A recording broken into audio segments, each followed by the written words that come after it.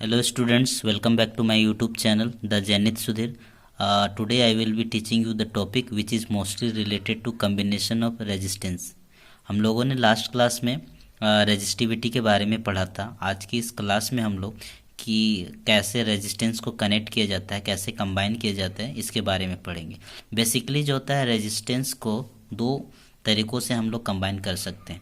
आपका किस में कर सकते हैं, एक सीरीज़ में और एक कर सकते हैं किसको, पैरेलल में कर सकते हैं. सीरीज में क्या होता है, जब दो या दो से अधिक रेजिस्टेंस को कनेक्ट किया जाता है इन टू इन, तब क्या होता है कि इस टाइप के कनेक्शन को, इस टाइप के कम्बिनेशन को हम लोग बोलेंगे सीरीज कम्बिनेशन. ठीक है. जब और क्या होता है, जब दो से अधिक रेजिस्टेंस कनेक्टेड किया जाता है सेम पॉइंट्स में, सेम 2 पॉइंट्स में कनेक्ट किया जाता है, तब इसको हम लोग बोलेंगे पैरेलल कम्बिनेशन. पैरेलल कम्बिनेशन में बेसिकली आपको देख रहे हैं कि 2 पॉइंट्स में ए और बी के बीच में क्या गया, पैरेलली ये इसको कनेक्ट किया गया है. ठीक है. जबकि इसमें क्या हो गया, एंड टू एंड कनेक्ट किया गया है. यहाँ पे एक ए से बी, बी से सी, तो end to end R resistance दो एंड में कनेक्ट किया गया है. ठीक है. रेजिस्टेंसेस इन सीरीज में हम लोग देखते हैं कि हम लोग इसमें ट्राई करेंगे कि रिजल्टेंट रेजिस्टेंस कैसे फाइंड आउट किया जाता है. जब कभी भी रेजिस्टेंस को हम लोग सीरीज में कंबाइन करते हैं, तब हम लोगों के मालूम होना चाहिए कि जब भी इलेक्ट्रिसिटी फ्लो करते हैं पॉजिटिव टर्मिनल से होते हुए आपका नेगेटिव टर्मिनल को की ओर जब आता है, तो आपका करंट क्या होगा, रेजिस्टेंस 1 और रेजिस्टेंस 2 में क्या होगा, आपका सेम होगा. रेजिस्टेंस 1 और रेजिस्टेंस 2 में क्या होगा, करंट आपका सेम होगा. इसीलिए हम लोग क्या जानते हैं कि ओम्स लॉ के अनुसार V equal to I R होता है आपका ये टोटल रिजल्टेंट का. ठीक है. अब जबकि यहाँ पे हम लोग पोटेंशियल डिफरेंस का क्या होगा, V equal to V1 plus V2, तो V1 बराबर आई आर वन. जैसे कि आपको मैंने बताया कि क्या होता है कि सीरीज में करंट क्या होता है कि सेम होता है, तो V1 equal to I R one होगा. एंड सिमिलरली क्या हो गया, V2 equal to I R2 हो गया.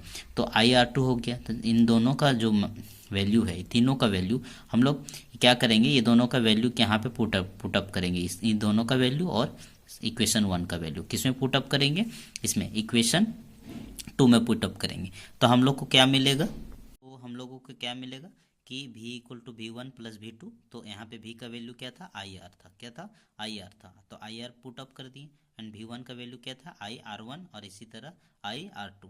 तो यहाँ पे क्या हो गया कि करंट कॉमन निकल गया यहाँ पे, तो आई कैंसिल आउट हो गया. तो आर रिजल्टेंट आपका क्या हो गया, resultant equal to R equal to क्या हो गया, R one plus R two. तो इसी तरह सीरीज कम्बिनेशन में क्या होगा कि हमेशा ये जो होगा, हमेशा क्या होगा कि आर, जब कभी भी रिजल्टेंट होगा आर यहाँ पे रिजल्टेंट. ठीक है.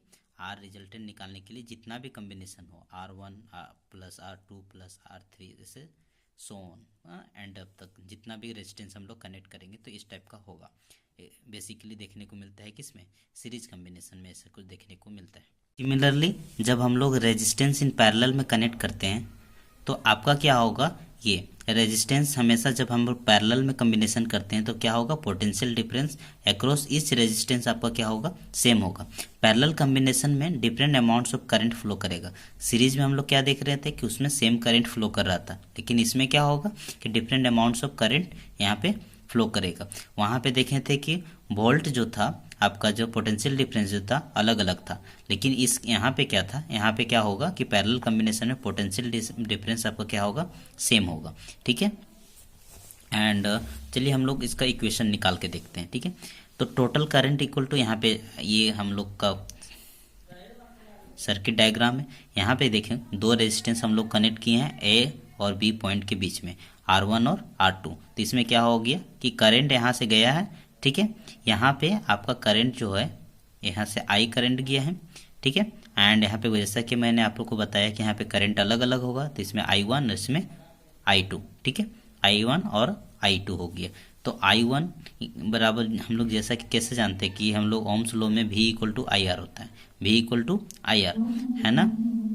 तो I equal to V by R, I1 equal to V R1, और यहाँ पे I2 equal to V R2. ठीक है. तो ये दोनों का वैल्यू यहाँ पे इक्वेशन 1 में पुटअप करेंगे. तो इक्वेशन 1 में पुटअप करने से हम लोग को क्या मिलेगा, V by R equal to V by R1 plus V by R2.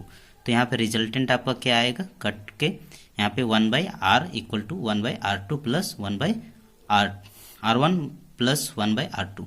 तो सिम ऐसा करके कम्बिनेशन किया जाता है। तो सीरीज कम्बिनेशन में देखने को मिलता था कि वहाँ पे क्या था, R resultant equal to R1 plus R2 plus R3 and so on. यहाँ पे क्या होगा, 1/R equal to 1/R1 plus 1/R2। Basically